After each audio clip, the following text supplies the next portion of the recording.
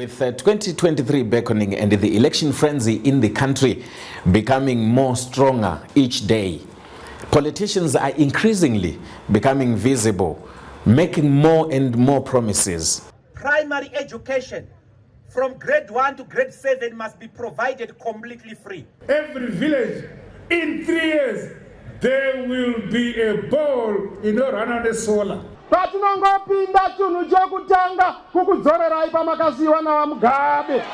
Toda kudzorera maticha kwavaiva kwokuti ticha aizikanwa semunhu aitenga zikoti zheadmaster nenyaya yokutanga ane udzamu nedidn't.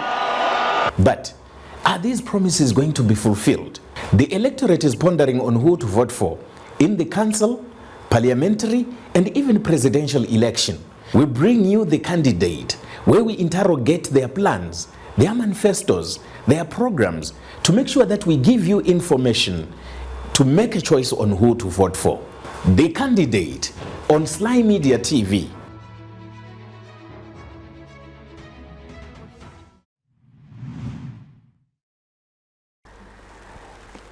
I hope I find you well. My name is Robert Tapmane. Thank you very much to our followers and also to our subscribers on YouTube. We have reached the 200,000 mark. Thank you for believing in us. And this is a sign of faith in some of the content that we give you, to show you that the information that we give you has a lot of impact. This is a digital footprint. And remember also, we live stream on Facebook, where we have over 350,000, and other social media platforms. If you can't find us on these two, remember to follow us on Twitter, Instagram, LinkedIn, and also on TikTok as well.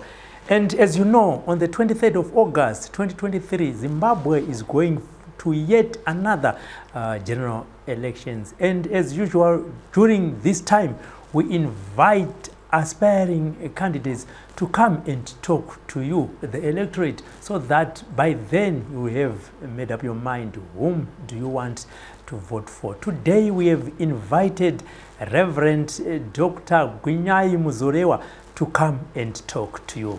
Reverend Doctor, welcome to Sly Media. Thank you. Tichikura, the name Muzorerwa is synonymous with politics. What is the relationship with the late?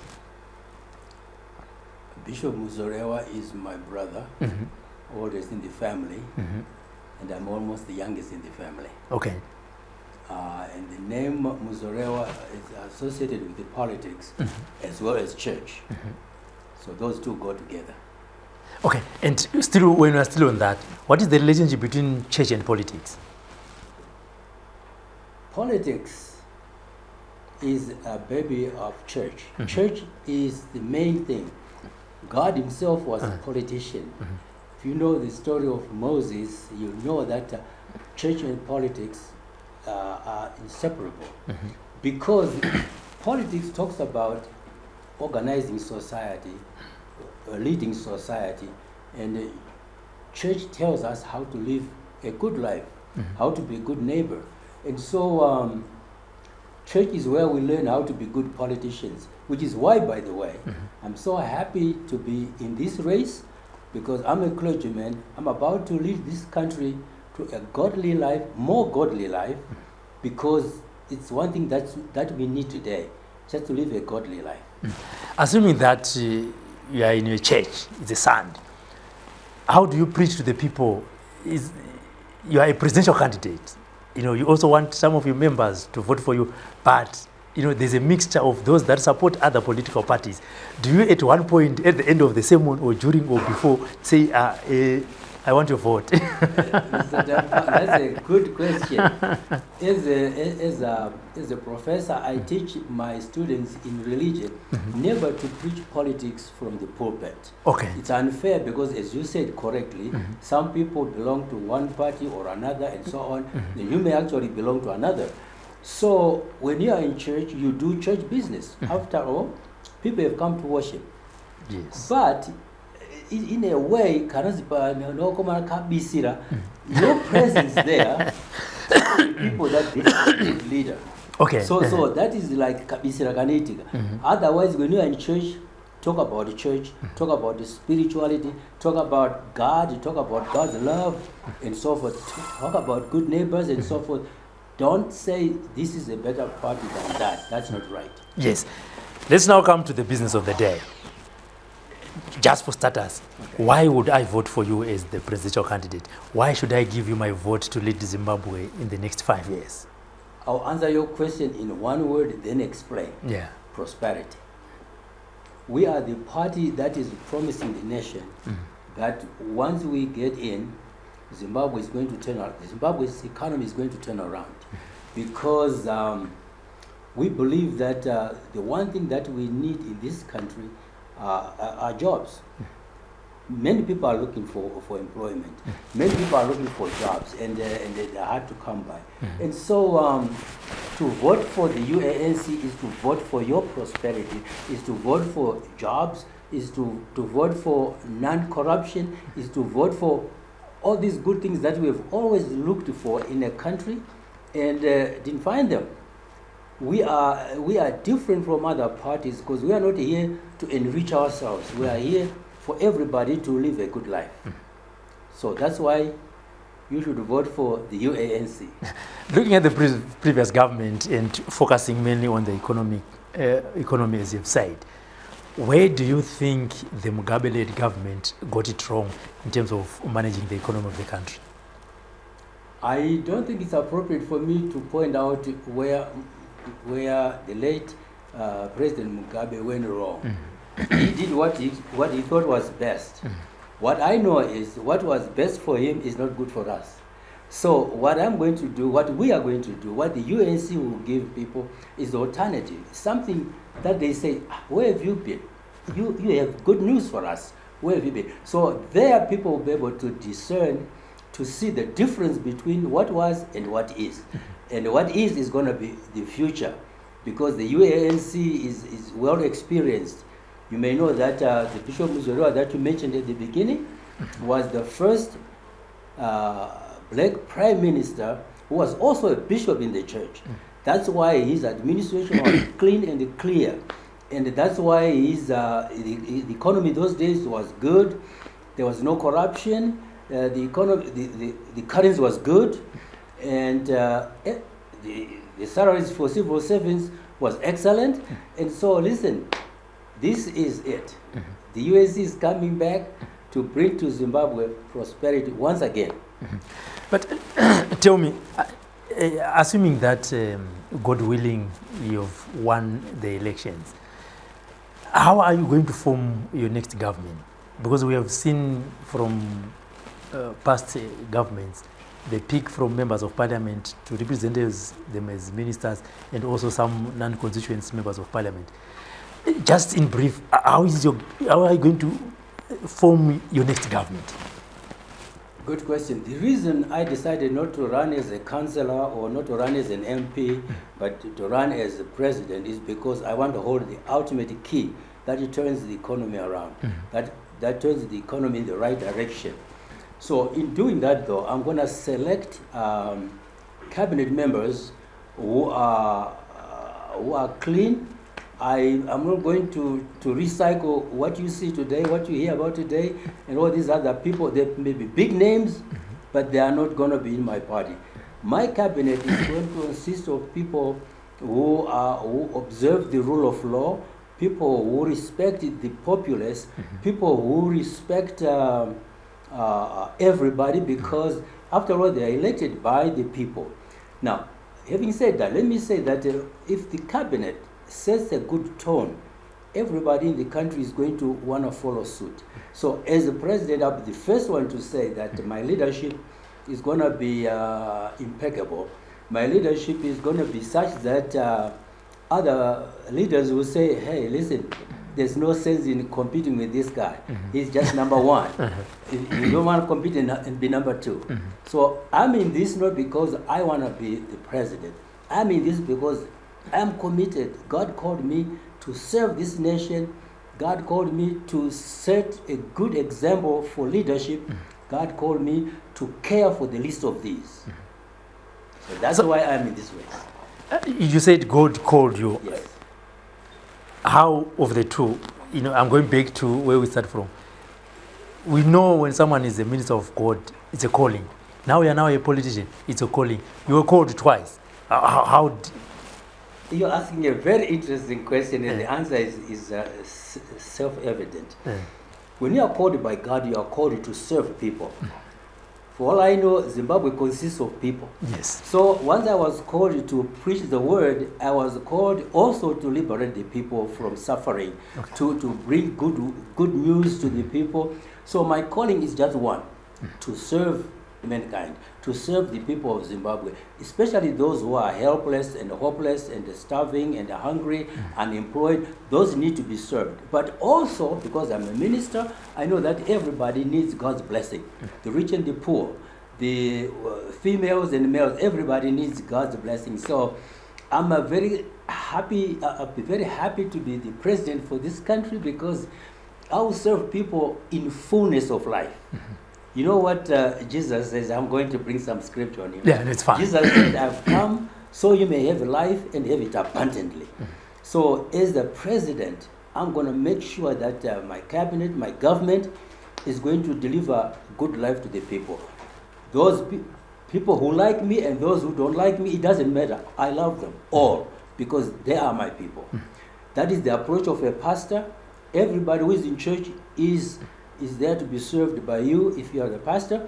Similarly, as the head of state, everyone in Zimbabwe is going to receive my service because I am the head of state. Thank you. In case you've just joined us, excuse me, we have invited Reverend Dr. Gunyai Muzorerwa to share with us his future plans. As you know, when one is contesting in the elections, it is always a government in waiting. Reverend Doctor, your manifesto is based on 8 pillars. We may not exhaust all today. Just in brief, of the 8, which are the main ones that you think you need to sell to the electorate so that they can say, yes, you've got my vote? Okay. First of all, I don't want to consider ourselves as government in waiting. We call ourselves alternative government. Okay. Whatever has been happening, we are bringing alternative. So to do that, the first thing we bring is good governance. Good governance embraces the rule of law. As I told you earlier, we have I'm going to select a cabinet that is second to none. So governance is number 1. Number 2 is macroeconomic stability. This country has been working, going back and forth, having multi-currencies and so forth. We're going to have one single currency that is valuable, that is good, that is respectable. You know, when I went to school back then, I went to the bank to change money, and the Zimbabwe money was 50 cents to $1. It was strong. There's no reason why we cannot go back there, because we have the gold here, we have the diamonds, we have all these minerals here. So how this is going to be one of the most important things, macroeconomic stability. Number 3 that I want to emphasize is that we're going to have social services. Social services includes housing, education, free education, and health. Those together constitute social services, and we are gonna. Those are the pillars that I'm going to focus on. But also we might want to embrace the whole idea of minerals, because that's where the wealth is. This country is rich, but unfortunately the management is very poor. So I'm going to bring management that's going to take care of the minerals in this country to the point where everything, we're going to have a lot of money, good money. We're going to have money that is respected in SADC and all over the world. Because once the currency is good, then of course you trade with anybody else. It's a pity that we have to work with foreign currency. Even though we use it every day, we call it foreign. I don't know why we call it like that. But we are going to create a currency that's going to be good for Zimbabwe with the Zimbabwe label on it. Okay, you touched one of an interesting subject of universal health coverage. You know, looking at the state of affairs in our hospitals, and you know how even us as ordinary citizens sometimes even we fail to get the basics. You know, when one goes to the hospital, the alternative government, how are you going to provide this to us as ordinary citizens?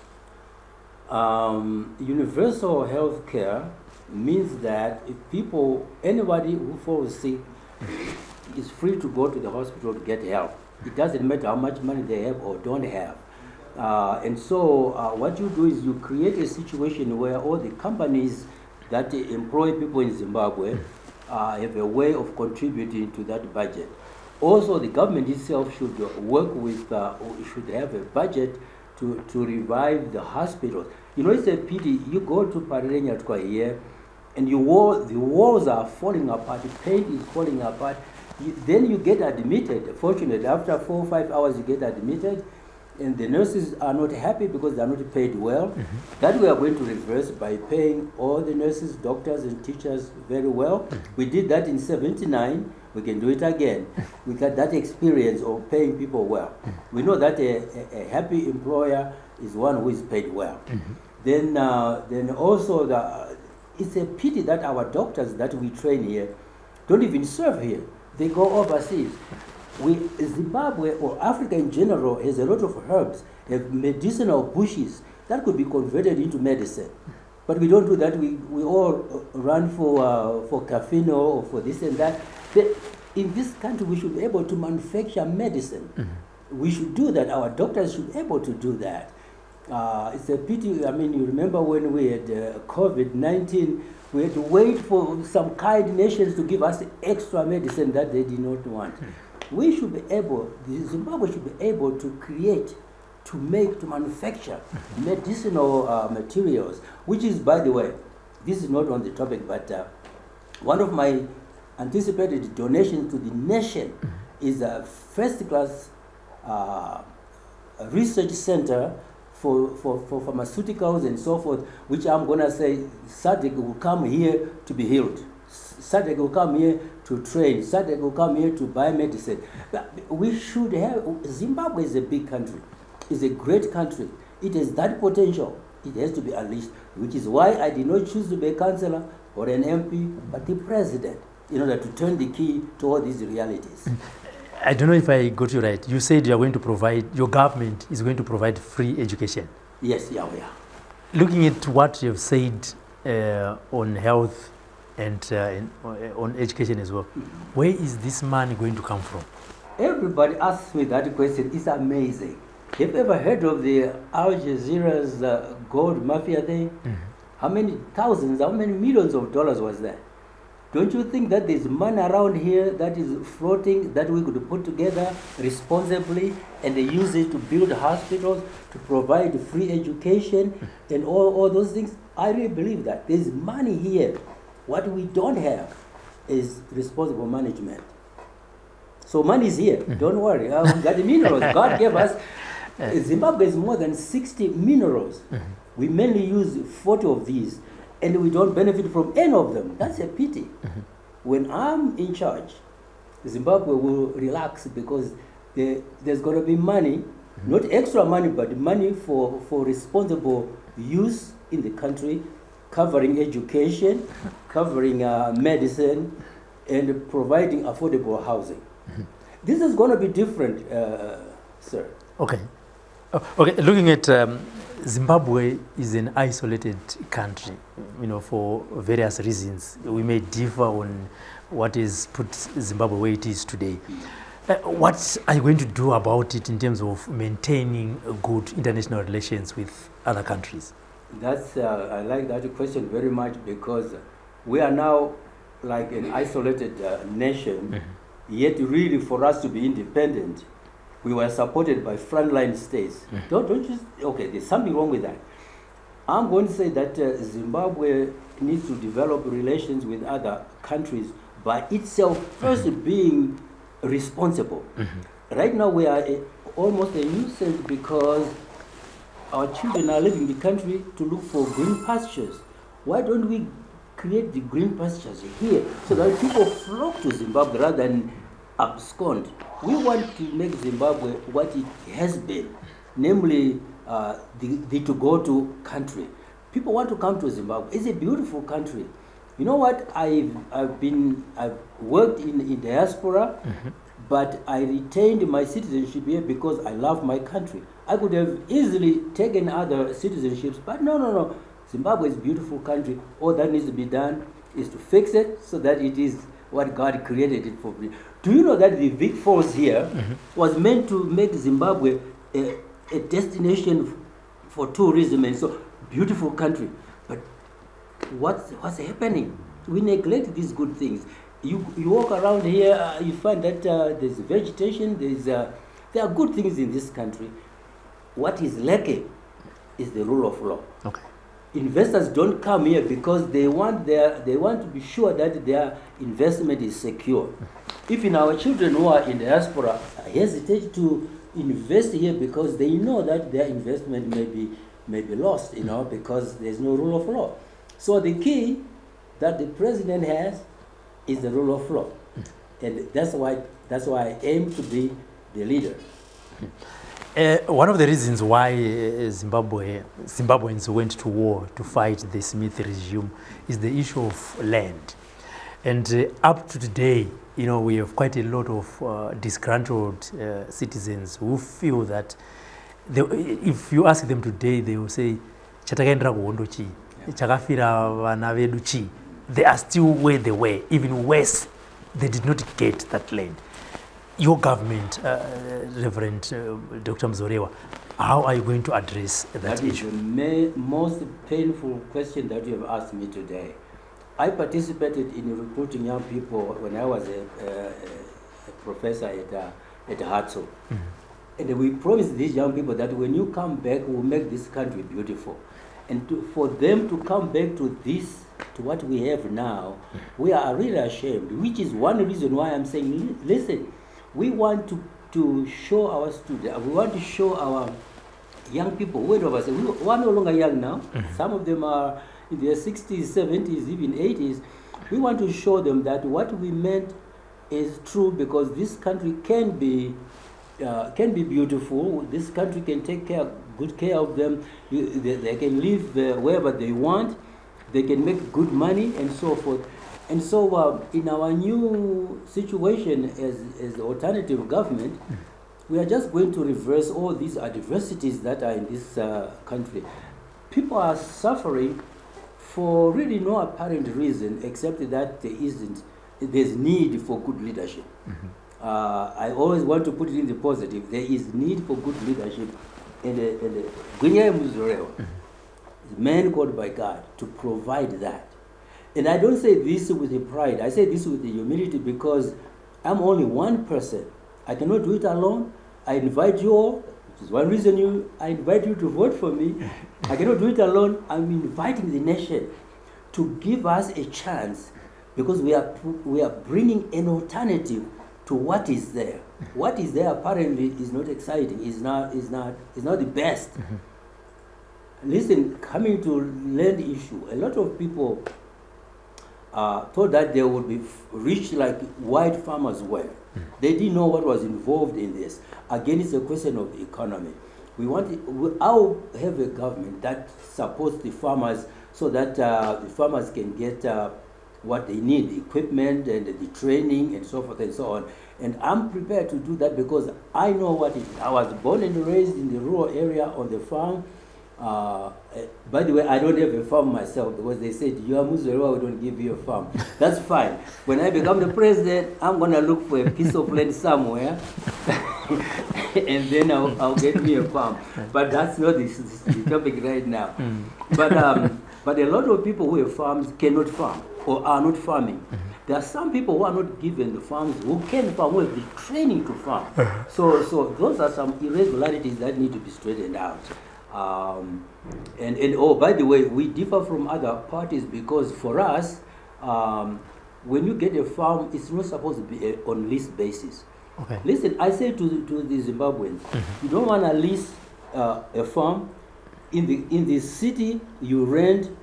On the bus, you pay bus fare. What do you own as Zimbabweans? One thing that I know Zimbabweans should own is a piece of land. So you do away with the leases? Oh yeah, definitely. The lease will be wiped. Day after my election, I'll tell no more leases on farms. You just have your farm, you do your best, no more leases. Probably the leases issue is used as collateral when one wants to go to the bank and get a loan to buy inputs. The lease, I'm going to use a deep Shona word. The lease chimbadzo. Okay. Chimbadzo chekuti, if you don't vote for us, we take the farm away from you. That's not right. That's why we are going to remove that. Now, the thing you mentioned about being a spirit of the land, what we say as UNC is that we give you the land, give you the farm for free. You build a house there, you build maybe a dipping tank, maybe you build something there. When you are done with farming, all you can sell are the infrastructures that you put there. But the land, given by God, given by your government, you leave it like that. You don't sell that land. That's our position. Reverend Dr. Muzorerwa, a man called by God to lead Zimbabwe. Looking at the current state of affairs, many young people are being lost, because they are using drugs. What do you think has led the young people to go into drugs? Unemployment.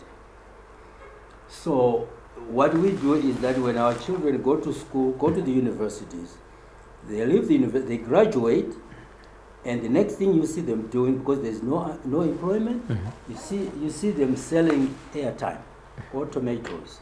That's pitiful. We have a plan where every graduate from the university or everyone who finishes Form 6, there must be jobs around. How do we do that?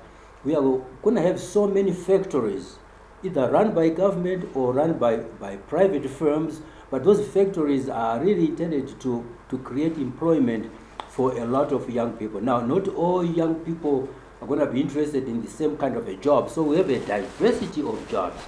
I know for sure that countries in the first world, specifically like the United States, they want to hire Zimbabweans who have a good English accent so that they can translate, they can help people who buy this equipment and they tell them how to operate it and so on and so on. Right now they are stuck with countries that have very heavy accent. I won't mention them, but there are countries that when they speak, white people have a hard time understanding what these people are saying. But Zimbabweans have a beautiful accent. English, well, I'm sorry, that's the one thing we inherited from the white people, English language. And so there's going to be a lot of jobs here for young people. The reason they're in drugs, again I repeat, the reason they're in drugs, they're taking drugs is because, one, they're really frustrated. There's nothing else to do. Frustrated, they cannot do what they want to do. Frustrated, and they cannot really do something for their parents who send them to school. I mean, some of them cannot even get married. I know somebody, I'm sorry to laugh about it. I know somebody who says, Dad, I cannot even date a woman because I don't have the money to pay for the movies. So you can see that our young people get frustrated when they don't have money in their pocket. We're going to be the government that makes, that creates employment. And by the way, that happens when there's rule of law. Yeah. When there's rule of law, companies, investors will come in, open businesses here, our children will get jobs, even older people will get jobs. By the way, I want to mention this. There are old people who had pensions, and now they are 65 and there's no pension. When the pension they get is $5 a month, we are going to revisit those. This is very important. We are going to revisit all these and make sure that at least all elders or people over 65 get at least a living allowance. Okay. Other countries do that, and so why not Zimbabwe? Zimbabwe should consider the elderly, people who have developed this country to where it is, but now they are living on nothing, on peanuts, you know? So we want this country to be able to pay living allowance. Now, the government we have now tries to do that, but you know what they do? They only pay people who support their party. We are the kind of government that cares for everybody. So when we pay out these allowances, it doesn't depend on what party you belong to. It depends on how old you are. That's all we consider. All right. Do you think, Reverend, Zimbabwe has bad laws? And if you are going to form the next government, which ones are you going to do away with? Zimbabwe does not have bad laws. The laws that are there reflect the parliament that we have. And so that's what I can say about that. So we're going to have a situation where, first of all, remember, I thought you mentioned this in passing, but let me just rephrase this. At the beginning, you know that I've only 2 MPs who qualified. Only 2. But I can still be the president, knowing that I will convince these other MPs, no matter what party they come from, convince them to vote for good laws, such as universal health care, free education. They are not going to reject those if they are normal, and they're going to be normal because they are elected by the people. And so we're going to have good laws that help the people. Laws that are not good are those that only a government that is a majority of MPs will pass, because they will pass laws that are good for them. We want to pass laws that are good for the country, and no MP is going to resist or to reject or to shoot down laws that are good for the country. As we go towards the end, 1979 to 1980, 1980 to 2017, 2017 to current, we have seen 3 governments. Which one would you say, I wish I could live in this one? It doesn't matter who was the leader then. I wish I could live in 1979, 80, and then frog jump to 2023. Where I'm the president. How to frog jump? Let's frog back to 1979. What were the good things then that you say, I wish I was in this government? Currency, infrastructure, the city councils were run professionally. There were sufficient homes. Remember in 79, 80, when Bishop Muzorerwa was in power, he realized that there was a shortage of houses. And he had houses, in the short period that he was the president, he had houses built in Glenview, Chitungwiza, Magwegwe, Dangamvura. In short space of time, he was doing that. Also, he realized that the teachers, the civil servants were underpaid. And he just shot the salaries up. And here the salaries are being shot down. That's the difference. That's why I had to jump over to where there's life. From life to life. I skipped the middle. Thank you. I know that's fine. And Reverend, looking at Zimbabweans, outside, one of their wish is to come back and vote, or to vote where they are. Do you think they should be allowed to vote while they're outside the country? First of all, the issue of voting is very disturbing, because I understand that right now civil servants are voting from wherever they are by mail. And then, but they told us that they don't have the facility for people to vote by mail. That's already a little bit of inconsistency right there. People who are overseas should be allowed to vote if they are citizens, because we have embassies all over the world. Those embassies are there to serve Zimbabweans in every way, including voting. And by the way, we kind of don't treat the people in the diaspora right, but unfortunately, I don't know why, but people in the diaspora remit about $1 billion a year to Zimbabwe. And so when it comes to voting, I don't know why we should think that they don't matter. Even though they are citizens, they don't matter. I think that's unfortunate. Those are some laws. You ask about laws that should be changed. That law should be changed overnight, because we fought for this country for the freedom to vote, freedom of speech, and all that. And so now to be told that because you are overseas working, sending money here, but when it comes to your vote, keep it there. That doesn't make sense. And as a politician, what is one thing that you remember the former President Robert Mugabe with, good or bad? I remember his good things. He was a very powerful man. So powerful, he would tell you what to do and you would do it, whether you like it or not. That's power. Yeah. He was a very eloquent speaker. Okay, and I'm gonna say those good things. He was also a committed nationalist. Okay, although the end does not reflect that, unfortunately. And so, too bad. Nothing else I can say about him. The world over, outside the world, kind of thought he was a hero, but us inside were rotting. We do not see his heroism, unfortunately. So looking at, as of now, there are 12 presidential candidates, including yourself. Ndiopo wamangati apa tinogona kuita take apa. Gunya ene Muzorerwa take. Gunya ene Muzorerwa take. No. Whoever has values that reflect a prosperous Zimbabwe will be a good person to work with. But that's going to be based on what the people of Zimbabwe are going to do. If we come up with two numbers, and I'm going to say that the UNC is going to have to choose, it's going to have a choice between one of those to have a runoff with.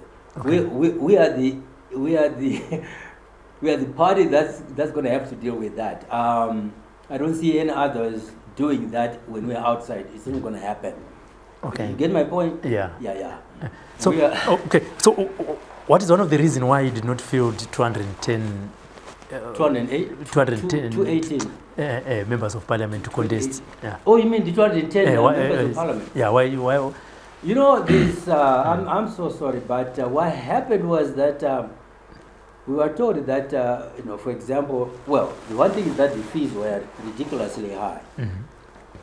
So high that a lot of people could not afford that. In a country where there's unemployment, I don't know why the parliament decided to raise the presidential fee to $20,000.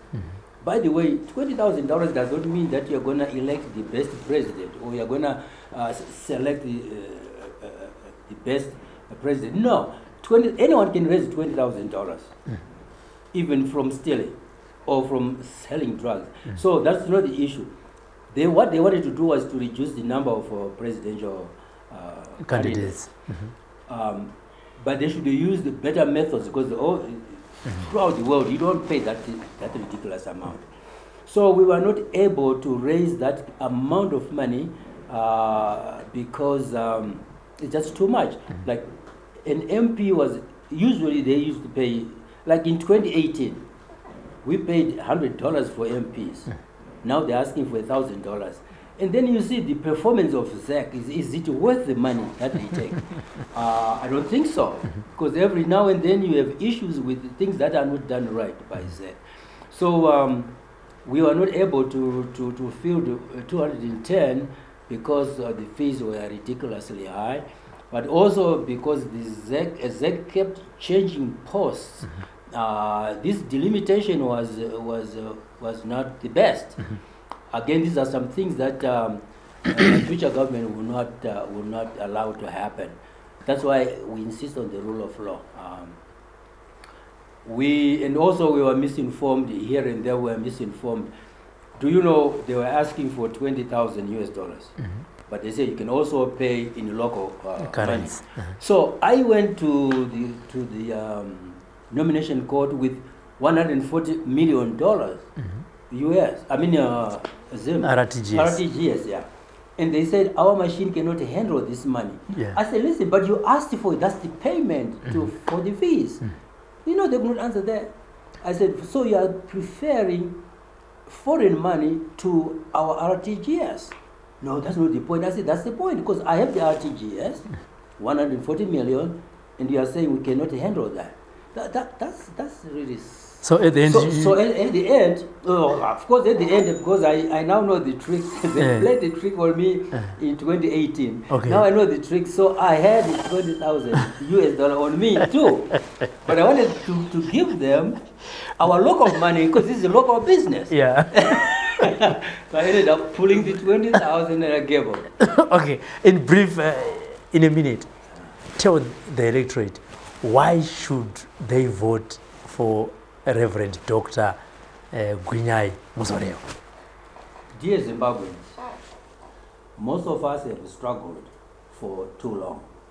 Here comes an opportunity for the alternative government that the UANC is bringing. Trust me, this is going to happen. The UANC did it in 1979-80. We can do it again. We are the only opposition party that has experience in delivering good governance. So for prosperity, vote UANC. For the peace and the unity in the nation, vote for the UANC. For no more expectations in life, vote for the UANC. And I want to thank you for considering this. It's new to you, it's good, it's prosperity in the making. Thank you. There you heard it. That was Reverend Dr. Gwinyai Muzorerwa. This is the way he wants, to be called. You don't start with the other. You start with the Reverend, then Dr. Gwinyai Muzorerwa. He was here in the studio to share with us some of the issues that he stands for and believe, and send it to you so that come the 1st of September, we would say, let's meet at his inauguration.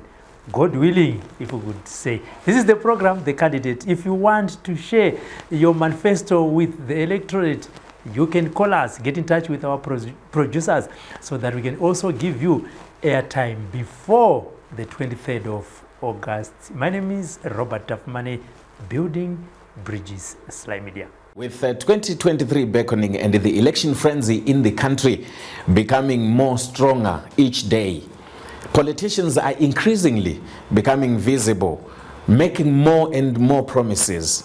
Primary education from grade 1 to grade 7 must be provided completely free. Every village, in 3 years, there will be a ball in Orana solar. patinongopinda chinhu chekutanga kukudzorerai pamakasiyiwa navamugabe.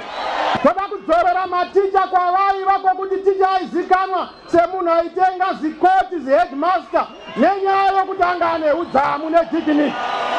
But are these promises going to be fulfilled? The electorate is pondering on who to vote for in the council, parliamentary, and even presidential election. We bring you The Candidate, where we interrogate their plans, their manifestos, their programs, to make sure that we give you information to make a choice on who to vote for. The Candidate on Sly Media TV.